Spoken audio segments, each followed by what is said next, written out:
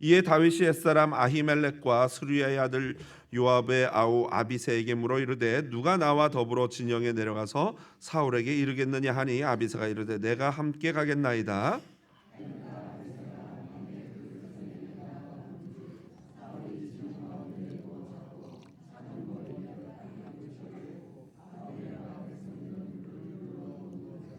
아비새가 다윗에게 이르되 하나님이 오늘 당신의 원수를 당신의 손에 넘기셨나이다. 그러므로 청하오니 내가 창으로 그를 찔러서 단번에 땅에 꽂게 하소서. 내가 그를 두 번 찌를 것이 없으리이다 하니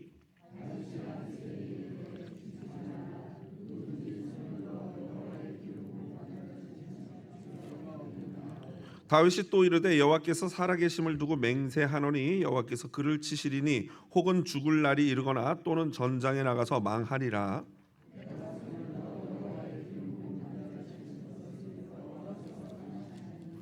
너는 그의 곁에 있는 창과 물병만 가지고 가자 하고 다윗이 사울의 머리 곁에서 창과 물병을 가지고 떠나가되 아무도 보거나 눈치채지 못하고 깨어 있는 사람도 없었으니 이는 여호와께서 그들을 깊이 잠들게 하셨으므로 그들이 다 잠들어 있었기 때문이었더라.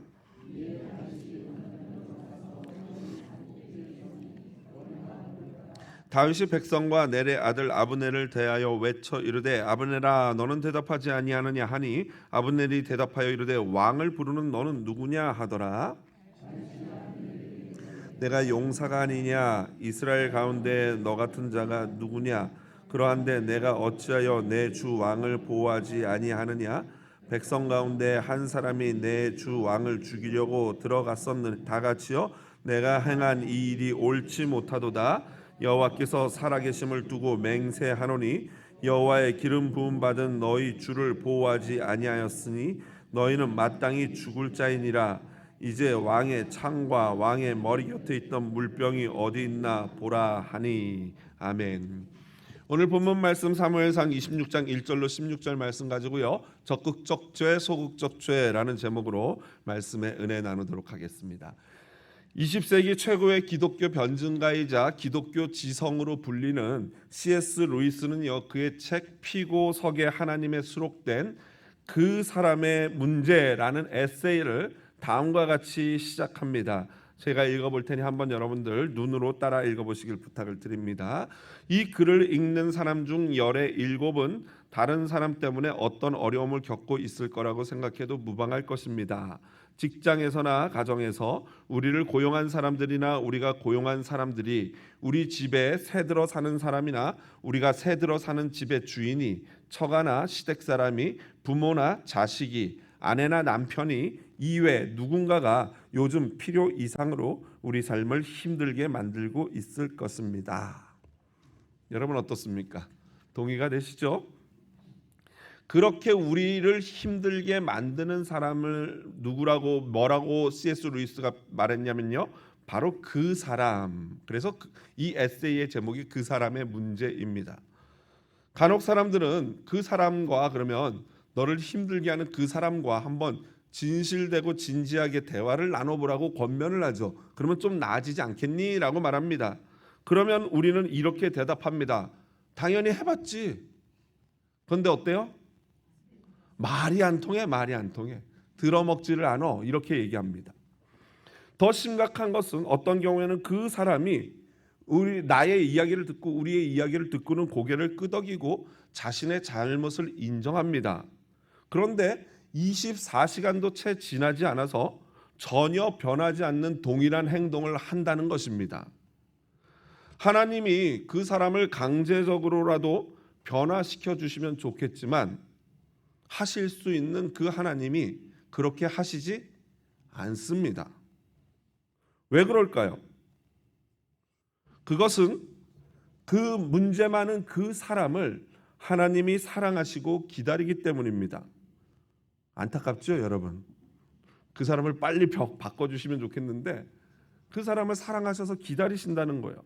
빨리 혼 좀 내주시고 그 사람을 좀 변화시켜 주시면 좋겠는데 그렇게 안 하신다는 거죠. 이에 대해서 C.S. 루이스는 다음과 같이 말합니다. 여러분 이번에도 눈으로 보시면서 잘 집중하여 보시기 바랍니다. 하나님의 시야는 두 가지 측면에서 우리의 시야와 아주 다를 것이기 때문입니다. 하나님이 그렇게 하시지 않는 이유를 말하는 거예요. 첫째로 그분은 까다롭게 구는 그 사람을 보십니다. 그러나 하나님은 같은 부류의 또 다른 한 사람도 보십니다. 우리 눈에는 결코 보이지 않는 사람입니다. 당연히 그 사람은 바로 우리 자신입니다. 하나님은 모든 사람의 인격을 보십니다. 나는 내 인격만 빼고 모든 사람의 인격을 다 봅니다. 두 번째 하나님이 그렇게 하는 것, 이유, 차이점은 하나님은 결점이 있는 사람들을 그래도 사랑하십니다. 계속해서 사랑하십니다. 손을 놓아 버리지 않습니다. 결국 나에게 까다롭고 불편하게 하는 그 사람이 있듯이 나 역시도 누군가에게는 뭐예요? 그 사람이라는 것이에요. 누구만 몰라요? 우리 성도님들은 다 아시는 것 같습니다. 나만 모르죠, 그걸. 나는 내 인격만 빼고 모든 사람을 보고 판단한다는 것입니다. 다만 내가 그것을 모를 뿐이죠. 만약에 내가 원하는 대로, 우리가 원하는 대로 하나님이 나를 괴롭히는 그 사람을 어떻게 하셨다면은 나 역시도, 그 사람인 나 역시도 어떻게 된다는 것입니다. 그래서 하나님이 나를 사랑하셔서 그 사람을 변화시키지 않고 오래 기다리시는 거예요. 그러므로 여러분, 우리는 뭘 이해하셔야 되냐면요, 입장의 차이라는 것을 이해하셔야 됩니다. 모든 사람은 뭐가 있어요? 입장 차이가 있는 거예요. 파는 사람은 가능하면 어떻게 팔려고 노력합니까? 그렇죠. 파는 사람은 단돈 50전이라도 비싸게 팔려고 하는 것이 그 사람의 입장이에요. 반면에 사려고 하는 사람은 어떻게 합니까?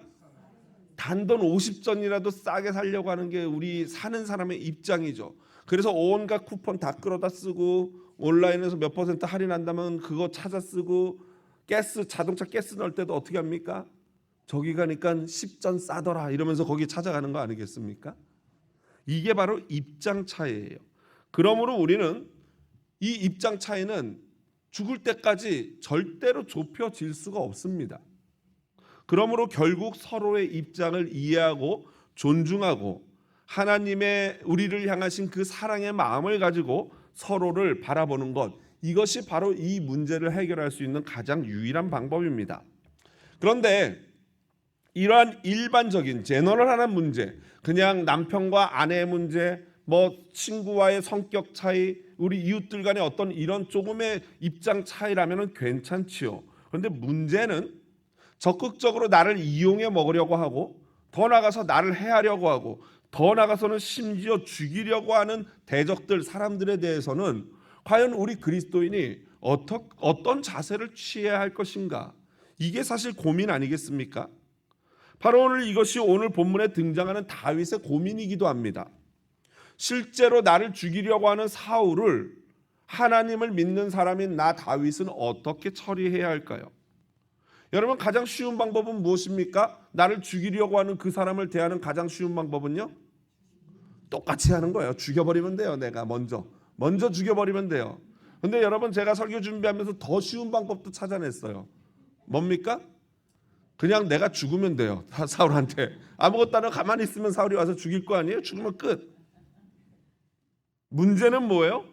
이 두 가지 다 하나님이 우리에게 원하시는 것이 아니라는 거예요.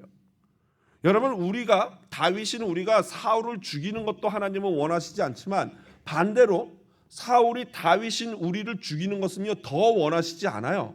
그건 하나님의 뜻이 아니에요. 하나님 기뻐하시지 않아요, 우리가 죽는 것. 그렇다면 우리는 과연 이 사울을 어떻게 처리해야 할 것인가? 오늘 본문을 살펴보면서 바로 이 문제에 대한 해답을 찾아보겠습니다. 24장에서 다윗을 죽이려 하던 사울을 도왔던 사람들이 어떤 사람들이에요? 10사람들이에요.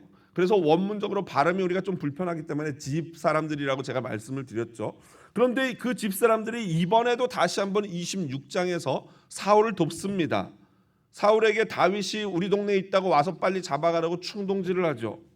집사람들은요, 사실 어느 지파라 그랬습니까? 유다 지파의 갈렙 족속이에요. 나발과 같은 족속이에요. 그렇다면 사실 이 집사람들은 다윗의 편을 들어야 하는데 무슨 일인지 사울의 편을 듭니다. 아마도 제가 24장 말씀 설교할 때 말씀을 드렸어요. 집사람들이 이렇게 하는 것은 아마도 유다 지파에서 가장 뛰어나다고 자만했던 갈렙 족속들이기 때문에 그 중에서 자기네가 왕이 돼야 되는데 그렇지 못하고 다윗이라는 사람이 왕이 된다는 이것을 도저히 견딜 수 없었던 것으로 보여집니다. 더군다나 이번에는 문제가 더 심각해요. 바로 다윗이 자기네 갈렙 족속에서 가장 부자였던 나발이 죽고 그의 아내 아비가일과 결혼을 했기 때문이에요. 사실은 자기네가 결혼하고 싶었는데. 그래서 로버트 버건 목사님은 다음과 같이 말합니다. 같이 읽어봅니다. 다윗이 갈렙 가문에서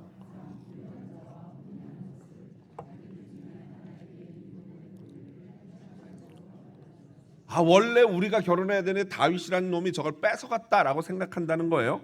그래서 그들은 적극적으로 다윗을 고발한 것입니다. 그렇습니다. 그들은 지금 매우 적극적으로 죄를 짓고 있습니다. 이들과 더불어서 또한 적극적으로 죄를 짓는 또 다른 한 사람이 있죠. 누굽니까? 사울이에요. 사울은요, 능동적으로 다윗을 죽이려고 군인 3,000명을 끌고 다윗을 잡으러 온 것입니다. 불과 2장 전 24장에서 사울이 어떻게 했어요? 울며 불며 자기의 잘못을 뉘우치고 내 아들 다윗아 이러면서 엉엉 울면서 회개하지 않았습니까? 그리고 다윗을 축복했죠. 너는 분명히 잘 될 거다. 네가 왕 될 거 맞다라고 축복을 했어요. 그런데 사울이 또 변심한 것입니다. 마음이 변했어요. 얼마 전 다윗을 내 아들이라고 부르며 회개했던 것이 무색할 정도죠. 바로 사울의 시기심, 변덕, 우울증이 문제였던 것입니다. 이건 병적이에요. 이처럼 죄가 어떤 상처와 만나서 습관이 되면은 이것은 굉장히 고치기 어려운 나쁜 결과를 낳죠. 그러므로 여러분 중독, 우울증, 망상과 같은 것들은요, 사람들에게 공개적으로 도움을 구해야 됩니다. 그리고 지속적으로 치료를 받아야 합니다. 그리고 끊임없이 중보 기도를 부탁하고 같이 기도하는 동료들을 만들어야 하는 겁니다. 지브 사람들의 다윗을 해하려는 시기심, 그리고 그들은 또 아마도 사울에게 잘 보임으로 말미암아 출세도 하고 재물도 얻고 명예도 얻고 그런 욕심들이 있었던 것으로 보입니다. 그리고 사울은 오로지 시기심으로 시기심에 눈이 멀어서 다윗을 죽이려 했던 것이죠. 여러분, 자존심 중요합니까? 안 중요합니까? 중요하죠. 남자는 자존심 빼면 뭐라 그랬어요? 시체래요. 여러분, 돈 중요합니까? 안 중요합니까? 여기서 돈 안 중요하다고 생각하는 분 한 분도 안 계실 거예요. 새돈 여러분 냄새만 맡아도 어때요? 저는 좋더라고요. 새돈 이렇게 냄새, 잉크 냄새만 맡아도 냄새 좋아 막 이래요. 출세, 명예는 또 어떻습니까? 어떤 분은요, 돈보다도 출세와 명예를 더 중요하게 여기는 분들 분명히 계셔요. 이 모든 것들 너무나도 중요한 거고 필요한 겁니다. 그런데 문제는 뭐예요? 이 모든 것을 다 합친 것보다 중요한 게 뭐예요? 하나님의 뜻이라는 거예요. 5분만 아멘 하셨습니다. 다시 해볼게요. 이 모든 것을 합친 것보다 중요한 게 뭐예요? 하나님의 뜻인 줄로 믿습니다. 아멘이죠. 하나님의 뜻은 이 어떤 것보다도 앞서는 거예요. 그러니까 지금 하나님의 뜻이 누구예요? 다윗이에요. 하나님의 뜻은 다윗을 왕으로 세우기로 작정하셨어요. 세우셨어요. 그러면 거기에 따라야 하는 것이죠. 그런데 문제는 그것을 따르지 않고 다윗을 해치려고 하는 것은 결국에는 누구를 반역하는 거라 그랬습니까? 하나님을 대적하고 하나님에 대해서 반역하는 것입니다. 그렇다면은 나를 이용하고 해하려 하고 심지어 죽이려고 하는 그러한 다윗이나 집 사람들 같은 사람들에 대해서 오늘날 현대를 살아가는 다윗인 저와 여러분은 어떤 태도를 가져야 할까요? 그냥 날 잡아잡수하고 죽이라고 가만히 있습니까? 아니면 적극적으로 오히려 내가 나서서 기름 부은 사울이라 할지라도 그냥 내가 먼저 죽여버립니까? 그건 적극적인 죄라고 지금 방금 말씀드렸죠. 이러지도 저러지도 못하는 상황이죠. 그렇다면 우리는 어떻게 합니까? 이겁니다. 그 상대방에게 안 돼라고 정확하고도 단호한 메시지를 어떤 방법으로든 전해야 합니다. 난 그거 원하지 않아. 나 죽이지 마. 날 공격하지 마. 내가 원하는 게 아니야. 라고 말해야 한다는 것이죠. 여러분, 다윗이 사울을 죽이는 것도 하나님이 원하시지 않아요. 반대로 다윗이 사울에게 죽임을 당하는 것은 하나님은 더 원하지 않으십니다. 그러므로 오늘날을 살아가는 다윗인 우리는 하나님의 섭리 가운데 그분의 뜻이 이루어지기를 기다려야 합니다. 다만 그 시간 동안에 그냥 넋놓고 있는 것이 아니라 우리 대적들에게 분명한 메시지를 전달해야 하는 것이에요. 그래서 다윗이 오늘 본문에서는 적극적으로 도망만 다니는 게 아니라 오히려 적극적으로 사울을 찾아가게 됩니다. 최선의 공격이 뭐예요? 최고의 방어입니다. 방어만 한다고 수비만 한다고 하다가는 절대로 이길 수가 없어요. 어떻게 해야지 이깁니까? 공격을 해야지 이길 수 있는 거예요. 다윗은 공격합니다. 햇사람 아히멜렉과 그리고 아비새에게 물어봅니다. 누가 나와 함께 갈래? 그런데 여기 나오는 아히멜렉은요, 21장에 나오는 제사장과는 다른 동명이인이죠. 그래서 햇사람이라는 설명이 붙어 있어요. 그런데 재밌는 것은 햇 족속은요, 하나님이 멸망시키라고 한 가나안 7족에 해당되는 족속이에요. 그러니까 아마도 이 아히멜렉이라는 사람은 자신의 풍토신을 버리고 여호와 유일 신앙을 찾아온 유대인 공동체로 합쳐진, 아마도 다윗의 아둘람 공동체를 찾아온 그러한 사람으로 보여집니다. 기생 라합과 그런 룻 같은 그런 사람인 것이죠. 그러자 다윗의 조카인 아비새가 삼촌, 제가 삼촌하고 가겠습니다 하고 나섰던 거예요. 그래서 다윗은 아비새를 데리고 사울의 진영으로 들어갑니다. 가봤더니 사울이 맨 가운데서 머리맡에 창을 꽂아놓고 물병 세워놓고 그리고 잡니다. 그리고 그 주변을 아브넬과 그 부하들이 동그랗게 둘러서 잠을 자고 있었던 것입니다. 다윗과 아비새는 살금살금 사울의 머리맡에 이르릅니다. 아비새가 그럽니다. 하나님이 주신 기회입니다. 왕이시여, 2번도 필요 없습니다. 말씀만 하시면 제가 단번에 창을 찔러서 사울을 죽일 수 있습니다 라고 말해요. 그러자 다윗은 아주 확고하게 자기의 신앙 철학, 신앙관을 다시 한번 아비새에게 알려줍니다. 보시면요, 첫 번째로는 9절이죠. 9절에 이렇게 나와 있습니다. 죽이지 말라. 누구든지 손을 들어 여호와의 기름 부음 받은 자를 치면 죄가 없겠느냐. 여호와의 기름 부음 받은 자를 치는 것은 큰 죄악이다 라는 말이죠. 둘째로는요, 10절이죠. 여호와께서 그를 치실 것이다. 걱정하지 마라. 그가 그냥 죽는 날이 이르거나 또는 전장에 나가서 죽을 것이다 라는 확신을 갖습니다. 무슨 말입니까? 가만 놔둬도 사울 왕은 병사하거나 그냥 자연사하거나 아니면 전쟁터에서 전사할 거니까 네가 손댈 필요 없다라고 확신합니다. 여러분, 왜 이렇게 다윗이 확신할 수 있었을까요? 지난주 본문 25장에 어떤 일이 있었어요? 나발의 사건이 있었죠. 나를 모욕했던 나발을 내가 죽이려고 가다가 아비가일 덕분에 안 죽였어요. 그랬더니 열흘 만에 나발이 어떻게 돼요? 하나님이 치심으로 말미암아 그냥 혼자서 죽었어요. 병사했어요. 그걸 경험한 다윗은 다시 한번 확신을 갖는 거예요. 분명히 하나님께서 내가 사울을 손대지 않아도 분명히 그를 치실 것이다 라는 확신을 갖게 된 것입니다. 그렇습니다. 여러분, 신앙생활은요, 다른 것이 아니에요. 그것은 살아계셔서 나와 상관하시고 나의 형편을 아시고 나를 도우시고 나 대신 갚아주시는 하나님을 경험하는 것인 줄로 믿습니다. 그게 신앙생활이에요. 그래서 메리 에반스 목사님은 다음과 같이 말합니다. 같이 한번 읽어보겠습니다. 하나님이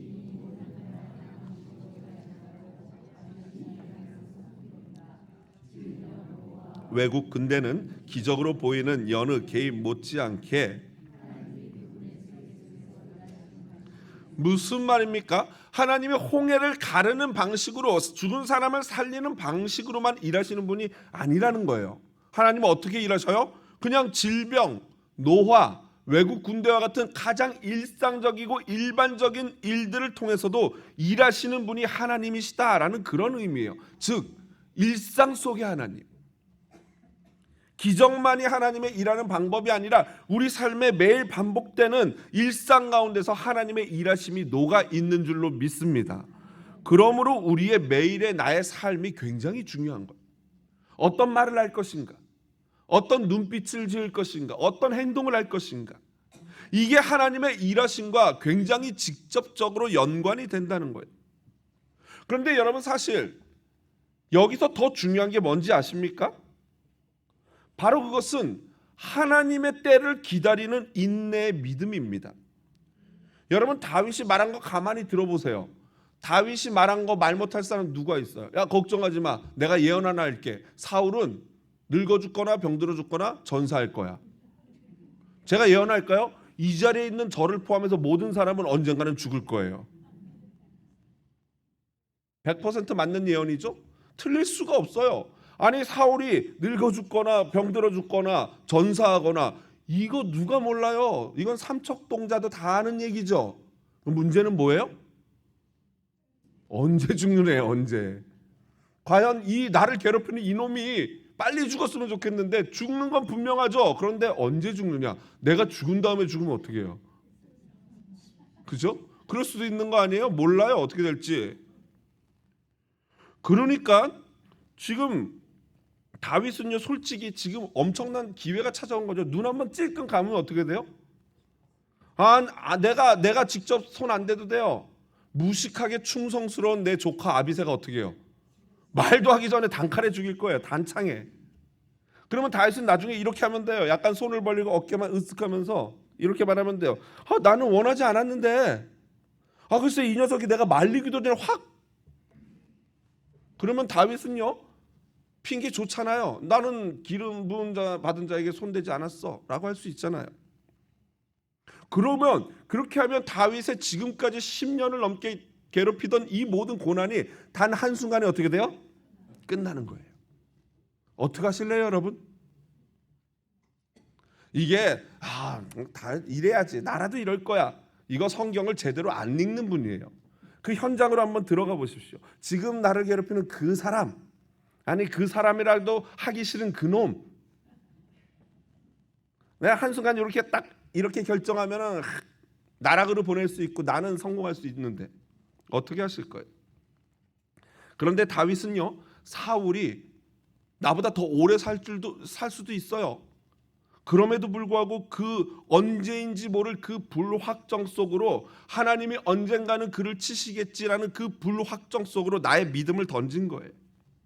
나의 환난과 고난이 언제 끝날지는 모르지만 나는 결코 하나님의 뜻을 어기고 하나님이 기름 부으신 자를 내 스스로 죽여서 하나님의 때를 앞당기지는 않겠다라는 결단을 한 거예요.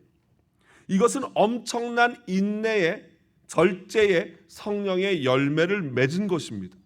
이것이 다윗의 위대함이죠.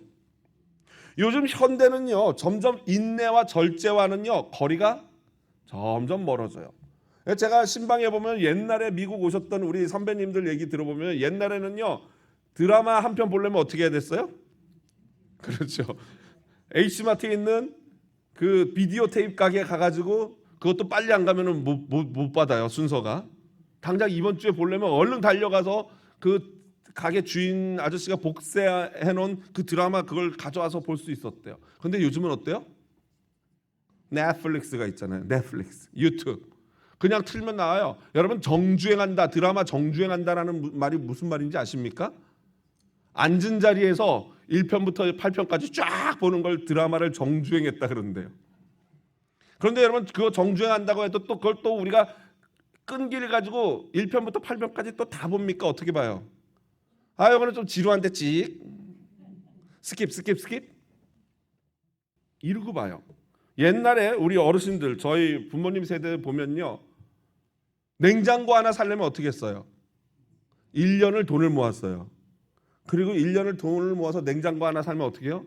부부가 손을 잡고, 여보 드디어 우리 집에도 냉장고가 생겼다, 럭키 금성 막 이러면서, 순간의 선택이 10년을 좌우합니다 막 이러면서 그런 거 샀어요. 기다리고 인내하는 그런 맛이 있었다면 요즘엔 그런 게 없어요. 그런데 다윗은 어떻게 해요? 그 고통의 원인을 지금 당장 바로 기다리지 않고 인내할 필요 없고 절제하지 않고 없앨 수도 있음에도 불구하고 순간에 이러한 선택, 사울을 살리겠다는 선택을 다시 한번 한 것입니다. 그의 신앙이 어마어마하다는 것을 우리에게 보여주는 것이죠. 그런데 흥미로운 것이 뭔지 아십니까? 24장과 26장에서 다윗은 사울을 2번 살려줬어요. 어마어마한 신앙의 선택을 2번이나 한 거죠. 근데 참 재밌는 것은 24장과 26장 사이에 뭐가 있어요? 생각해보세요. 숫자 모르세요? 24, 26. 그 사이에 뭐가 있어요? 25장이 있잖아요. 거기에 무슨 내용이 나옵니까? 나발의 이야기가 나와요. 그런데 다윗이요, 사울은 2번이나 살려주면서 나발은 어떻게 했어요? 내 이 자식을 당장 죽이겠다 하고 400명 끌고 달려갔어요. 그런데 나발만 죽이면 되잖아요, 화났으면. 그런데 누구까지 죽인다 그랬어요? 그 집에 서서 오줌 싸는 녀석들 다 죽이겠다 그랬어요. 남자들, 하인들까지. 여러분, 24장과 26장의 다윗이 진짜예요? 25장의 다윗이 진짜예요? 뭐라고요? 각자 원하는 대로 대답을 하셔요. 저는 알아요, 누가 진짜 다윗인지. 예를 들면 이거예요. 여러분 샌드위치 좋아하시죠? 그런데 샌드위치를 말할 때 무슨 샌드위치 말할 때는 빵을 보고 얘기해요? 가운데 있는 걸 보고 얘기해요? 그렇죠. 참치 샌드위치 하면 왜 참치 샌드위치예요? 그렇죠. 빵 사이에 참치가 들어가 있기 때문이에요. 오늘 본문 같은 이런 연속되는 이야기를요, 샌드위치 기법이라고 해요. 구절에서도 나올 수 있고 장으로도 나올 수 있는데, 다윗이 사울을 살려주는 2가지 빵 사이에 뭐가 들어가 있어요? 나발을 죽이려는 다윗이 들어가 있어요. 이거를 인클루지오 기법이라고도 하고 수미 쌍관법이라고도 하고 쉽게는 샌드위치 기법이라고 해요. 왜 이 샌드위치 기법이 훨씬 우리에게 탁 와닿죠? 그러니까 여기서 강조하고자 하는 건 누구예요? 나발을 죽이려고 하는 다윗이라는 거예요. 할렐루야. 저는 이런 다윗을 보면서 심히 위로를 받습니다. 나만 그런 게 아니구나. 다윗도 똑같구나. 다윗 왕도 나랑 똑같으시구나. 나발을 죽이고자 하는 다윗의 모습이 더 원초적이에요. 우리와 다르지 않은 죄인이에요. 나의 모습은 보지 못하고 다른 사람의 단점만 보고 분노하고 화내는 다윗. 나를 무시하는 사람은 해코지할 뿐만 아니라 심지어 죽이려고 하는 다윗. 이게 본래 다윗이에요.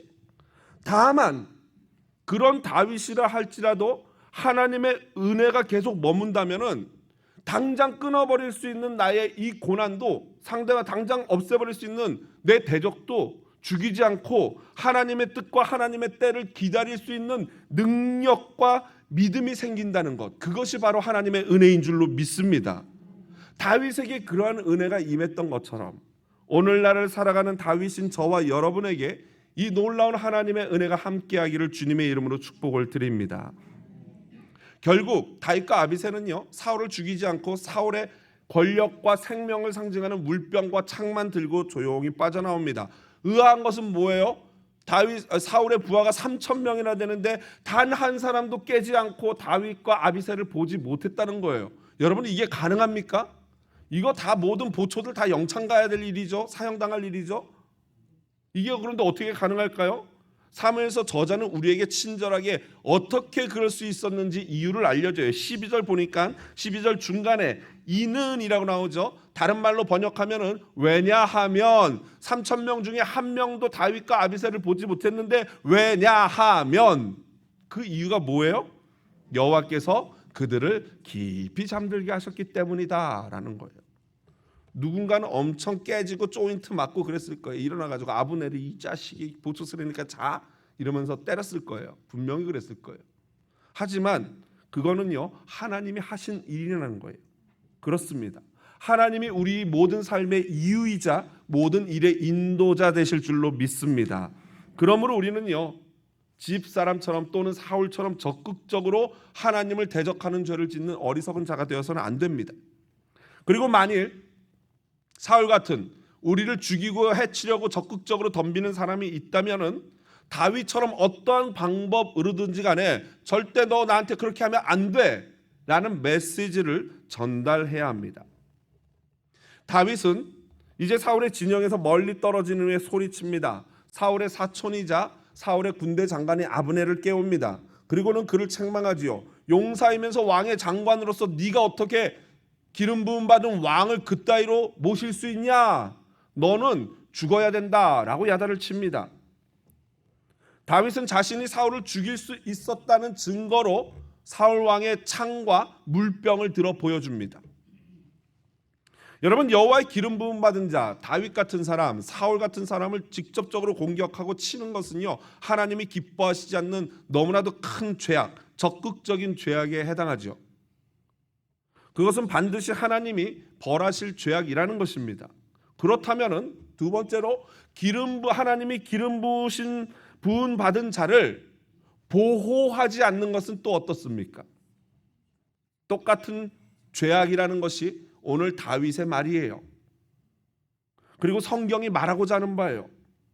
하나님의 기름 부음 받은 자를 치는 것은 적극적인 나쁜 죄악이지만 반면에 하나님의 기름 부음 받은 자를 사랑하고 보호하지 못하는 것 역시도 하나님이 기뻐하시지 않는 큰 죄악이라는 거예요. 그래서 이것을 저는 소극적 죄다라고 표현한 것입니다.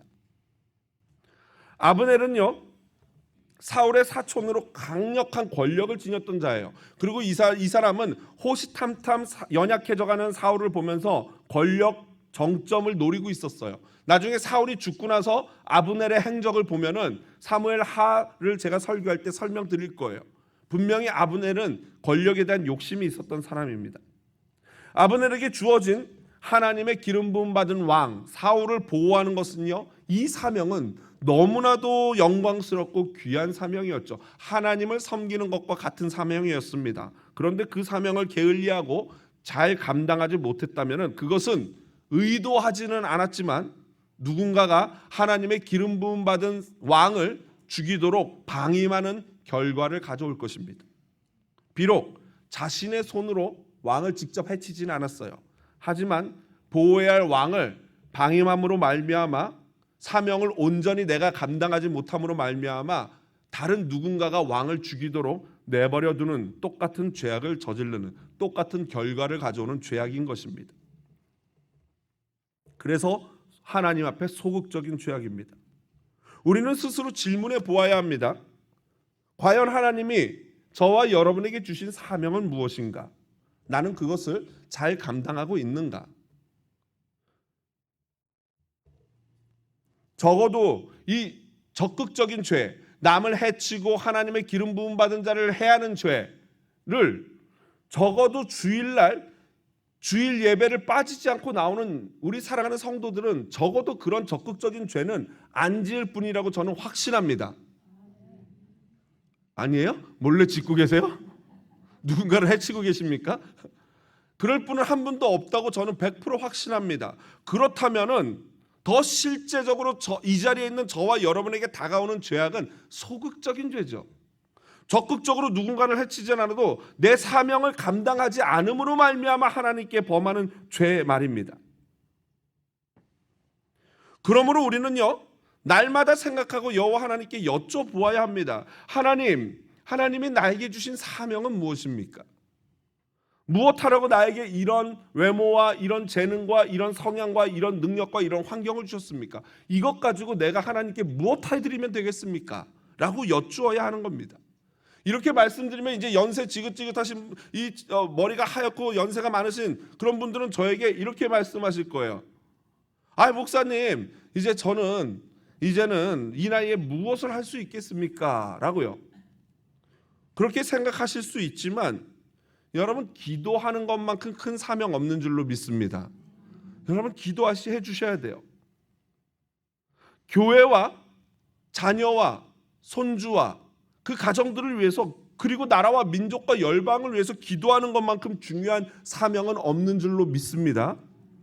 상대적으로 젊은 사람들은요, 나에게 주신 은사들과 재능들을 통해서 어떻게 하나님이 나에게 주신 이 사명을 잘 감당할 수 있을지 고민해야 합니다. 그렇지 않으면요, 언젠가 다윗이 아브넬에게 추상과 같이 외쳤던, 야단쳤던 그 야단이 저희들에게도 들려질 것입니다. 내게 주신 사명을 여러 가지 이유를 들어서 감당하지 않음으로 말미암아 소극적인 죄를 범하는 어리석은 자가 되지 않기를 주님의 이름으로 부탁을 드립니다. 사명은요, 하나님이 우리 각자에게 주신 놀라운 축복입니다. 말씀을 정리합니다. 그렇다면은 이게 중요하죠. 우리가 절대로 손대서는 안 되고 동시에 사명감을 가지고 적극적으로 보호해야 할 그 여호와의 기름 부음 받은 자는 누구냐라는 것이, 여러분이 보호하고 도와줘야 될 그 사람이 누구입니까? 구약에서는요, 특별하게 기름 부음 받은 자가 왕과 선지자와 제사장입니다. 이들은요 바로 그리스도 기름 부음 받은 자였어요, 구약 시대. 하지만 생각해 보십시오. 왕, 그리스도, 선지자, 제사장 지금 다 있어요, 없어요? 없어요. 왕 제도 있지만 상징적일 뿐이지 없어요. 여러분, 누가 내가 선지자다 그러면 그 사람은 멀리하는 게 좋아요. 이단이에요. 제사장? 여러분, 벌써 이미 이스라엘도 이 성전이 없기 때문에 제사도 못 드려요. 이미 다 끝난 제도고 끝난 직분들이에요.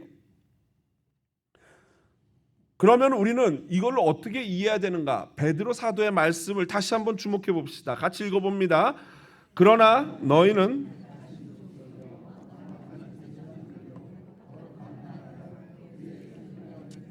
그렇습니다. 구약의 왕, 제사장, 선지자 직은요, 바로 신약 시대에 이 땅에 임하신 하나님 예수 그리스도 안에서 온전히 하나가 될 것입니다. 하나가 되었습니다. 이거를 신학적으로 그리스도의 삼중직이라고 한다고 말씀을 드렸죠. 예수 안에서 이 세 가지 직분이 온전히 하나가 되었어요.